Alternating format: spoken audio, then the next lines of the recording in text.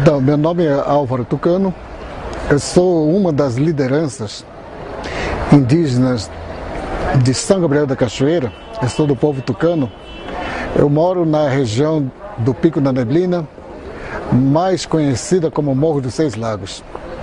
Na região existem mais de 23 povos indígenas, com diferentes organizações sociais ou falando muitas línguas. E aquela região ela é pobre de peixe, pobre de agricultura, e nós precisamos comer todos os dias. Nós precisamos estudar, superar as crises econômicas que afetam as nossas comunidades.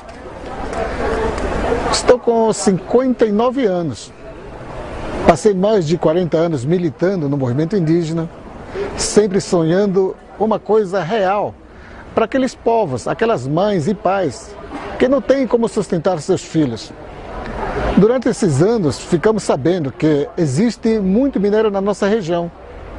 E hoje eu tenho um documento de um médico que trabalha lá no Alto Rio Tiquié, onde ele denuncia de que os índios estão morrendo de fome.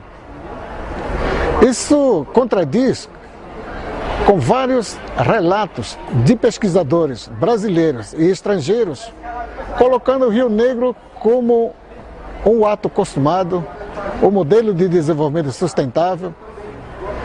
Tantos prêmios que levamos no cenário nacional e internacional, colocando sempre o índio como razão para obter recursos brasileiros e estrangeiros, quando na verdade eu acho que nós fomos enganados, fomos manobrados. É isso que me diz na minha consciência. Eu estou aqui em Brasília à procura de direitos. Como é que eu vou superar essa crise sendo um povo que não foi contemplado desses programas de governo, Minha Casa, Minha Vida, Brasil sem miséria? Como é que isso funciona? E aqui, e lá não funciona. Desde o começo do governo Lula, é que a minha comunidade está com mais de 30 computadores que não funcionam. Nós não temos nem internet. Todos aqueles programas e propagandas que nós vimos nesse governo não existem. O que acontece é aumento de miséria. A falta de governo para defender as fronteiras ou fiscalizar. Aumentar o contrabando de minérios, quando vários parentes meus estão trabalhando ouro para as Farc, como foi dito em São Gabriel da Cachoeira no dia 10 de maio do corrente ano. Essas coisas o Congresso Nacional parece não interessar, o que é vergonhoso para um país que sempre defendeu a soberania, é vergonhoso para um povo brasileiro que é tão rico e morre de fome, como é no caso do meu povo. Queria registrar isso para a opinião pública brasileira. Nióbio também, no Morro dos Seis Lagos, que é uma maior mina de nióbio, lá sempre teve a entrada livre de garimpeiros, que sempre foram buscar ouro. Mas ultimamente eu venho recebendo denúncias de que tem gente também no Morro dos Seis Lagos pegando nióbio para contrabando. Como é que está essa fiscalização da Polícia Federal, do IBAMA, da FUNAI e essas autoridades brasileiras? O que estão fazendo? Vive bem e não fiscalizam? É isso? Então quem manda mais é contrabando? Quem manda mais é o crime organizado nesse país? Como é que fica a nossa legislação brasileira? Como é que fica a nossa soberania nacional? Como é que fica o Congresso Nacional mudo, acéfalo, diante de pequenas coisas? Imagine coisas grandes. Eu quero dizer também, quero dirigir essa mensagem ao Parlamento brasileiro. O nosso povo, antigamente, não vivia de calçados, não tínhamos sapato, terçado e tudo era natural. Hoje não. Hoje preciso participar da tecnologia, preciso sustentar os meus filhos, que precisam estar na faculdade, porque nós estamos num país capitalista. Eu sou brasileiro Eu sou de um país capitalista, não posso viver sem trocado do meu bolso para sustentar os meus filhos, que têm custos nos seus estudos, para a sua alimentação e fora outros gastos.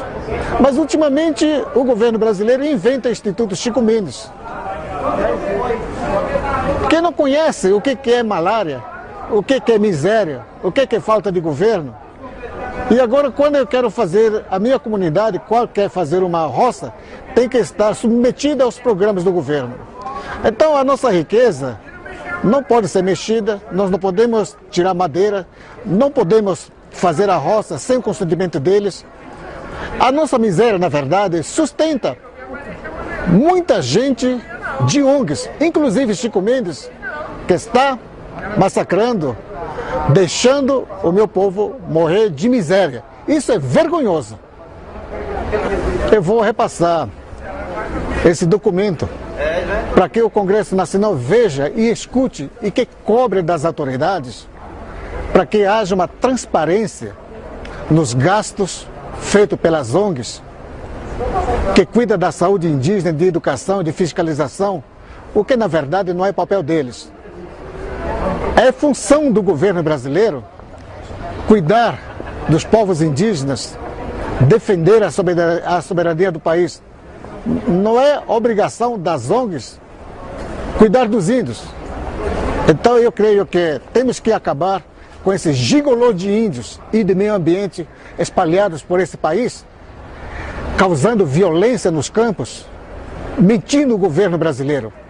Eu acho que a lei deve ser praticada e deve ser dirigido pelos brasileiros, não por essas influências de estrangeiros que querem mandar em nosso país. É ridículo, depois da Rio+20, de que alguém que não conheça o índio venha fazer previsões como que deve ser a vida do índio. Nós não somos assim. Curupira ou outros duendes espalhados pelo país, ou uma anta ou um macaco, para serem bem apreciados, fotografados, para dizer que somos bem cuidados pelo governo brasileiro. Nós somos homens, não somos pais e mães, povos, que temos que ter uma voz própria. Quero dizer, por exemplo, que existe uma manobra muito grande quando nós acreditamos na tal de Comissão de Política Indigenista. Essa comissão é presidida por um não indígena, alguns representantes não indígenas e algumas de nossas lideranças que muitas vezes não conseguem repassar o que foi tratado junto com o Estado brasileiro. Esse tipo de manobra, esse tipo de falsidade ideológica tem que acabar. Temos que acabar porque o Congresso brasileiro tem que saber quem são os verdadeiros líderes que defendem realmente esse pobre povo brasileiro, no caso indígena.